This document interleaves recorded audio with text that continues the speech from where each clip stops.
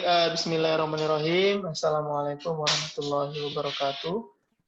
Waalaikumsalam warahmatullahi wabarakatuh. Apa kabar anak-anak sekalian? Sehat kan? Alhamdulillah sehat. Jadi kalau saya lihat di Zoom kali ini, senang saya. Ada 34 peserta. Gitu. Jadi terima kasih yang udah ikut pagi hari ini ya. Mudah-mudahan kita dalam keadaan sehat. Baik anak-anak Bapak sekalian, kita lanjut saja. Untuk di pertemuan kali ini, kita masih membahas melanjutkan ya bola besar, yaitu di materi sepak bola. Ini lanjutan daripada pertemuan kemarin ya, minggu lalu ya. Jadi yang tidak ikut pertemuan minggu lalu bisa dilihat di psikologi ataupun ini nanti saya akan jelaskan secara umum tentang materi permainan sepak bola.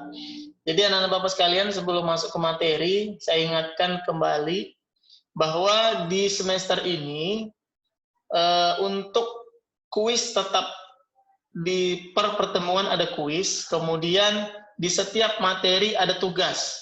Ya, di setiap materi ada tugas. Contoh, hari ini adalah materi sepak bola. Sepak bola itu kita lakukan 2 pertemuan. Pertemuan pertama itu minggu lalu, dan ini pertemuan kedua. Tugasnya hanya 1. Jadi kalian bisa isi nanti di psikologi di pertemuan pertama. Saya akan beri tugas itu di pertemuan pertama. Dan di pertemuan kedua saya tidak beri tugas. Jadi kalian nanti bisa lihat di modul di modul pertemuan pertama tugasnya apa. Langsung kumpul di forum diskusi di pertemuan pertama tersebut. Baik, seperti itu mekanismenya. Jadi nanti di materi bola basket juga sama. Ada tugas, tapi hanya 1 tugas dalam 2 pertemuan, dalam 1 materi. Baik, anak-anak Bapak sekalian, saya kira sudah cukup jelas ya. Langsung saja kita mulai. Ini hanya mereview ulang dan melanjutkan materi sepak bola tersebut. Baik, yang menjadi indikator dalam pembelajaran kita hari ini adalah menganalisis, merancang, mengevaluasi taktik dan strategi dalam permainan sepak bola. Tentunya minggu lalu ini sudah kita bahas ya. Kemudian yang kedua, menganalisis perangkat dan sistem pertandingan dalam sepak bola. Jadi untuk di kelas 12 ini sudah saya katakan bahwa tidak ada lagi yang namanya kalian mengenal teknik dasar. Jadi walaupun teknik dasar kalian belum sempurna, kita langsung saja masuk ke bagaimana cara kalian memanage pertandingan, bagaimana cara kalian memimpin sebuah pertandingan. Kemudian bagaimana ketika kalian menjadi wasit. Nah, jadi nanti kelas 12 ini kita fokus di situ. Saya kira ini sudah dibahas ya, apa itu taktik dan apa itu strategi. Ini adalah macam-macam contoh formasi. Ya, formasi ini bagian daripada strategi. Ini juga sudah kita diskusikan. Jadi formasi itu ada bermacam-macam, ada formasi 4-3-3, kemudian 4-4-2, dan kelemahan dan kekurangan formasi tersebut ada di berbagai macam lini. Selanjutnya ini juga formasi 3-5-2 juga sudah kita bahas. Dan yang terakhir ini adalah formasi 2-3-5. Jadi memang formasi untuk 2-3-5 ini tidak kita temui di sepak bola sekarang. Karena memang 2-3-5 ini banyak digunakan oleh tim-tim sepak bola sekitar tahun 60-an gitu. Karena memang tujuan daripada sepak bola kan mencetak gol sebanyak-banyaknya. Jadi dulu mereka beranggapan bahwa ketika menempatkan banyak pemain di depan, maka mereka bisa mencetak gol sebanyak-banyaknya. Tapi itu semua sudah berkembang, dan sekarang formasi-formasi banyak tidak ada lagi yang menggunakan 2-3-5. Jadi tetap dengan kondisi yang ada ya, dengan update informasi dan ilmu yang ada. Baik, Nana Bapak sekalian, kita masuk ke perangkat dan sistem pertandingan sepak bola.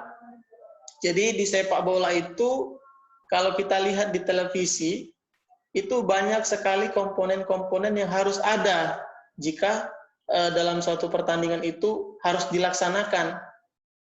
Jadi yang pertama itu sistem pertandingan. Jadi sistem pertandingan ini juga sudah saya jelaskan di kelas 10 dan kelas 11 ketika kita tatap muka. Jadi sistem pertandingan dalam sepak bola, kalau misalnya event besar, biasanya menggunakan sistem seperti ini. Nah, ini adalah sistem bagan atau jadwal pertandingan Euro tahun 2020. Ya, katakan ada 32 tim. Ya, bisa saja menggunakan sistem gugur langsung atau sistem grup terlebih dahulu untuk mencapai 16 besarnya. Jadi saya kira ini kalian sudah paham ya, karena ini sudah saya jelaskan di kelas 10 dan kelas 11. Selanjutnya ada sarana pendukung. Ya, jadi dalam sepak bola itu, kalau misalkannya tidak ada lapangan, ya kalian tidak akan bisa main bola. Jadi sarana pendukung itu yang pertama adalah lapangan, kemudian bola, kemudian ada tiang gawang, dan ini sangat menentukan ya. Jadi kualitas lapangan, kualitas bola itu sangat menentukan kualitas pertandingan tersebut. Kenapa? Karena kita lihat bersama bahwa di Indonesia kita memiliki lapangan yang seperti apa, dan di luar negeri kita melihat lapangan seperti apa. Kualitas permainannya berbeda.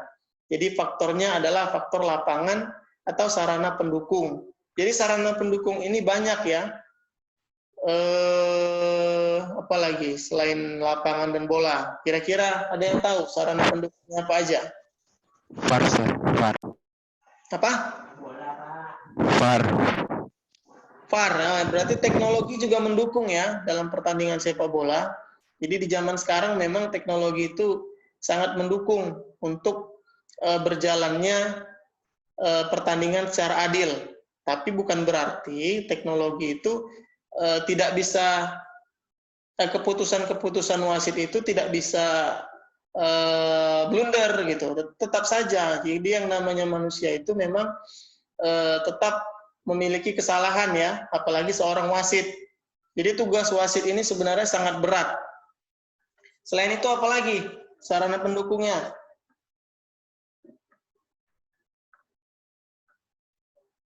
Bendera lapangan, Sir. Bendera lapangan. Berarti maksudnya ini bendera sudut ya? Iya, Sir. Oke, betul. Oke, selanjutnya ada lagi. Bangku cadangan, Sir. Oke, bangku cadangan. Berarti include dengan stadion ya. Biasanya memang pertandingan resmi dilakukan di stadion.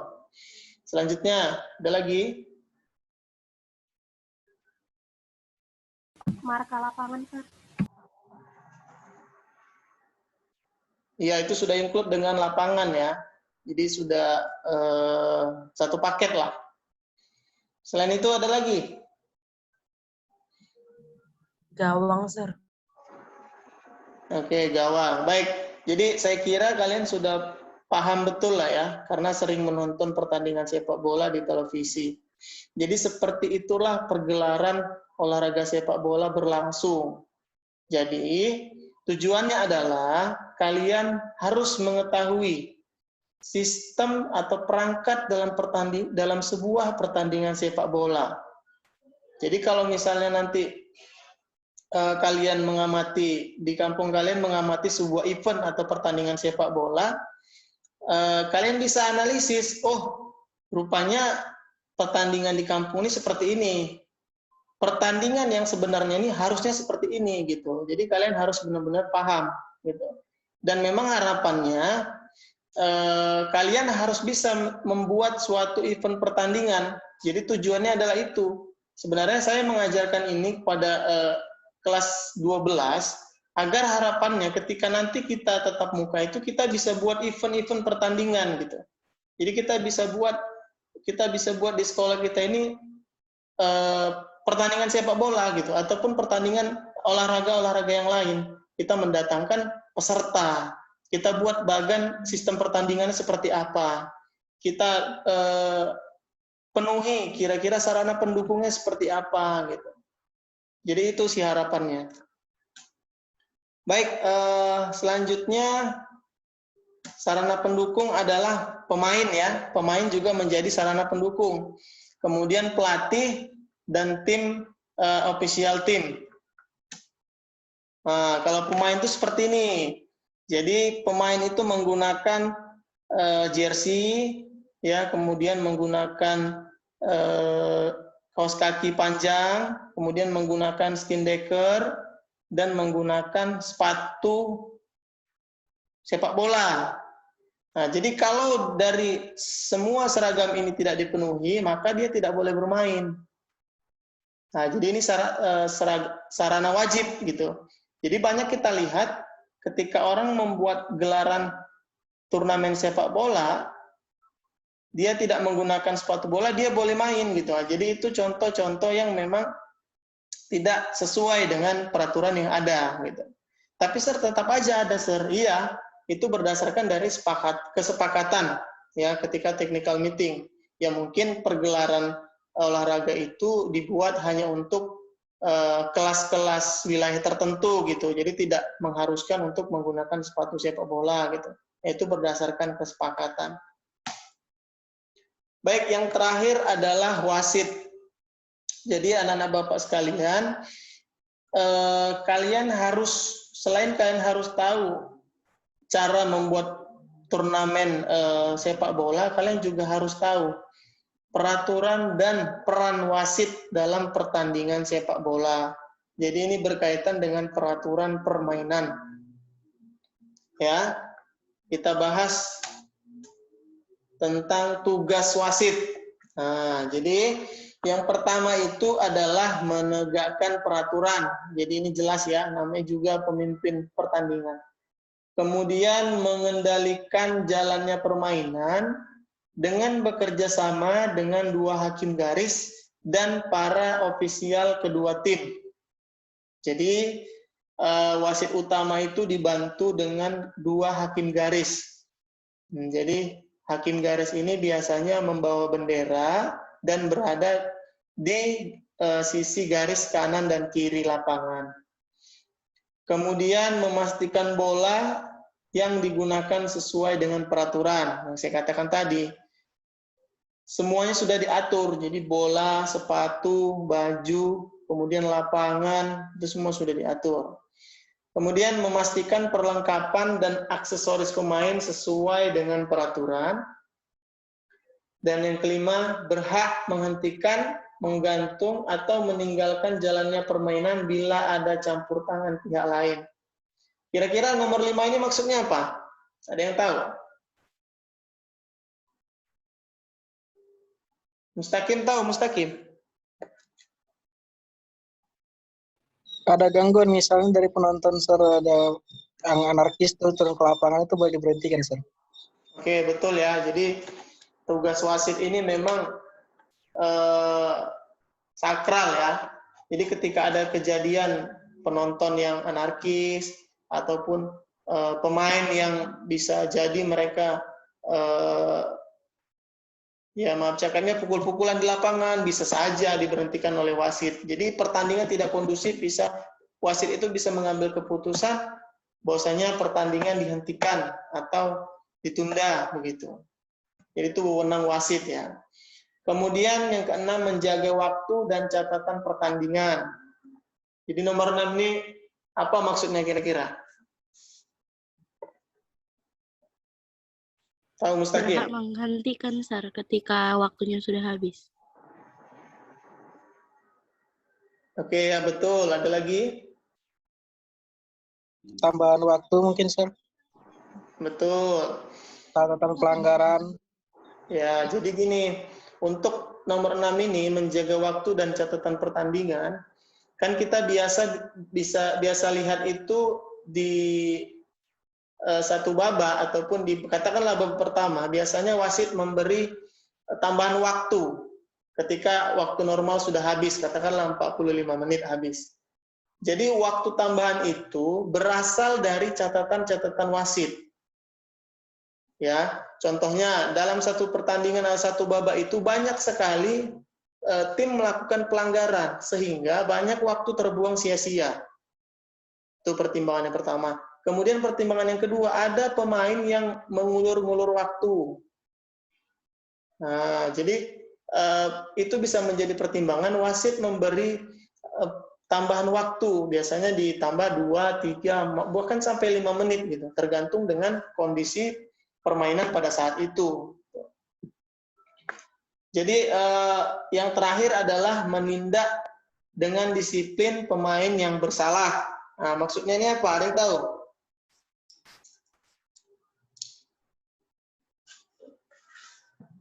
Jadi menindak seperti apa ini kira-kira? Mana Mustaqim? Memberikan kartu, Sir. Bukan kartu. Memberikan kartu pada saat Ada pelanggaran, Sir. pelanggaran seperti apa dapat kartu? Pelanggaran berat, Sir. Contohnya tackle parah atau sebagainya. Atau mungkin hands dengan sengaja.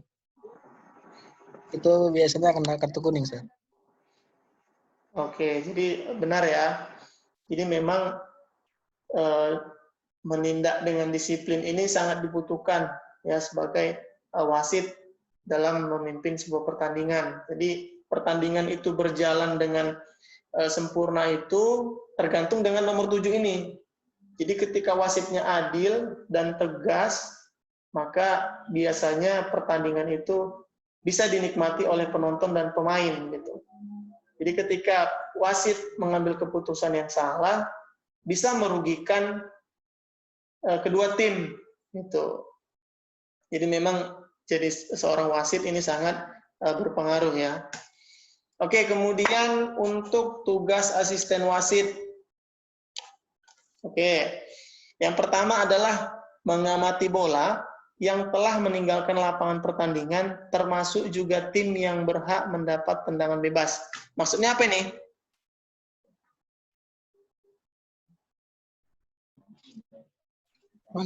Misalnya bolanya out, Sir. Atau Ya, jadi ini maksudnya menentukan bola out ya atau keluar lapangan, pihak mana yang berhak untuk melempar ke dalam gitu. Kemudian yang kedua memberi syarat saat terjadinya offside. Ada yang tahu? Jangan-jangan nggak tahu nih offside itu apa? striker lawan itu, Sir, lebih dulu daripada apa kita, Sir. Pemain back kita, Sir. Dari back situ, Sir. Oke, betul ya. Jadi offside itu terjadi ketika salah satu pemain mengoper bola kepada temannya dan temannya itu tersebut berada di belakang orang terakhir ya, back ya atau backnya orang terakhir dari pemain bertahan tersebut. Jadi maka dia berada di posisi offside. Tugas dari hakim garis ataupun asisten wasit adalah mengangkat bendera ketika itu terjadi. Ya, ketika itu terjadi maka langsung wasit meniup fluid dan menyatakan itu offside dan bola diberikan oleh tim lawan untuk melakukan tendangan bebas. Selanjutnya yang terakhir adalah membantu wasit utama memutuskan pelanggaran yang didapati dalam pengawasannya secara objektif. Maksudnya ini apa? Ada yang tahu? Misalnya, Sir, wasit utama itu, Sir, nggak nampaknya pelanggaran, Sir. Bisa juga wasit membantunya itu, Sir. Oke, betul. Jadi wasit utama itu kan pandangannya terbatas. Jadi ketika ada pelanggaran yang tidak terlihat oleh wasit utama dan dilihat oleh asisten wasit atau hakim garis, maka hakim garis biasanya mengangkat bendera lalu memberitahu wasit utama bahwasanya ada pelanggaran begitu. Jadi memang tugas wasit ini sangat berat dan harus teamwork ya, kerjasama. Karena memang memimpin sebuah pertandingan itu tidaklah mudah. Oke, kita lanjut ke tugas wasit cadangan yang terakhir. Jadi dalam suatu pertandingan itu ada 4 wasit. wasit utama yang di tengah, asisten wasit ada 2 di pinggir lapangan, kemudian ada wasit cadangan. Nah, wasit cadangan ini biasanya yang di bangku cadangan, yang biasa mengatur pemain masuk dan keluarnya. Tugasnya adalah mengurus pergantian pemain yang saya katakan tadi. Kemudian yang kedua, memberi isyarat pada wasit jika pertandingan sudah selesai. Dan yang terakhir, mengatur ofisial dalam permainan, dalam pemain pengganti. Kemudian menggantikan wasit atau hakim garis apabila ada yang berhalangan. Maksudnya berhalangan ini ya mengalami insiden ya, cedera atau sebaliknya begitu. Jadi bisa digantikan oleh wasit cadangan tersebut. Baik, anak-anak Bapak sekalian, saya kira untuk tugas wasit ini cukup jelas ya. Jadi kalau misalnya kita nanti tatap muka, kita bakal ujian perwasitan. Ujian prakteknya adalah biasanya itu ujian perwasitan. Jadi tujuannya apa? Agar kalian dapat mengetahui peraturan dan memimpin sebuah pertandingan nantinya gitu. Ya bukan harapannya bukan pertandingan nasional atau internasional, setidaknya kalian bisa menjadi wasit katakanlah di kampung kalian, katakanlah di sebuah pergelaran turnamen di kampung kalian begitu. Jadi kalian mengetahui bagaimana sistem pertandingan dan perwasitan yang sebenarnya begitu. Baik, anak-anak Bapak sekalian, sejauh ini ada pertanyaan? Enggak, Sar. Tidak ada ya, jadi sudah cukup jelas materi sepak bola kita. Jadi untuk yang belum tahu tugasnya, silakan lihat di psikologi pertemuan pertama. Saya beri tugas di situ mengenai jenis formasi. Ya, kalian bisa kumpul di forum diskusi. Baik, anak-anak Bapak sekalian, saya kira untuk pertemuan kali ini cukup ya. Terima kasih yang udah ikut Zoom meeting ini. Saya doakan kita semua dalam keadaan sehat dan tentunya dipercepat untuk belajar tatap muka karena memang saya juga sudah rindu gitu di lapangan CTF ini. Jadi tidak lagi kita berkoar-koar di Zoom ini, kita langsung praktek di lapangan begitu ya. Ya mudah-mudahan saja. Baik, kalau tidak ada pertanyaan lagi, saya kira cukup ya. Terima kasih yang udah hadir. Saya akhiri. Assalamualaikum warahmatullahi wabarakatuh. Waalaikumsalam warahmatullahi wabarakatuh. Thank you ya.